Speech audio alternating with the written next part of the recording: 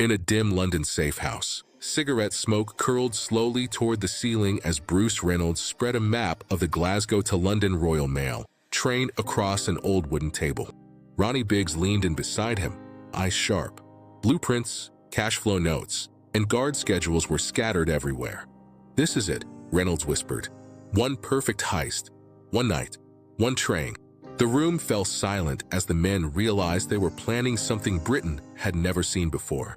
Over the next weeks, Reynolds and Biggs moved quietly through garages, pubs, and backstreet workshops, recruiting a skilled driver, a tough enforcer, a silent electrician, and a master forger.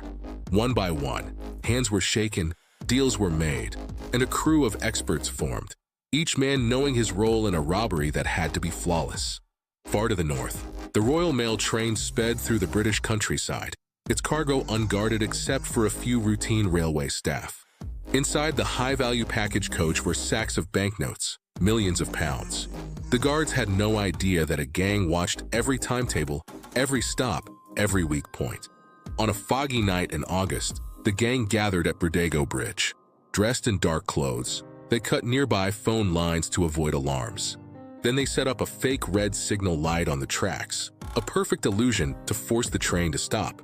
Only the sound of wind and distant engines filled the air as they waited. At 3 a.m., the Royal Mail train approached. The driver spotted the red light and hit the brakes. Screeching metal echoed into the night. The train slowed, and finally stopped. Flashlights flickered in the fog as the gang sprinted toward the locomotive, ready to take control. The robbers climbed the locomotive, overpowering the bewildered engine driver in seconds. No guns, just force, precision, and surprise. The engineer was pushed aside as the gang signaled to each other silently. At the money coach, the gang tore open mailbags, revealing bundles of cash. They tossed bag after bag into a waiting truck parked beside the bridge. Shadows from their lanterns danced across the scene as millions of pounds were moved in less than 30 minutes. It was fast, coordinated, ruthless, a perfect operation. Before dawn cracked the horizon, the truck carrying the stolen money rumbled toward Leatherslade Farm, their hideout. The robbers unloaded the sacks, burnt clothes and tools, and sat down to a quiet breakfast. They listened to early news reports describing a mysterious, massive robbery. They smiled. No one knew who they were, yet. Chaos erupted in police stations all across Britain.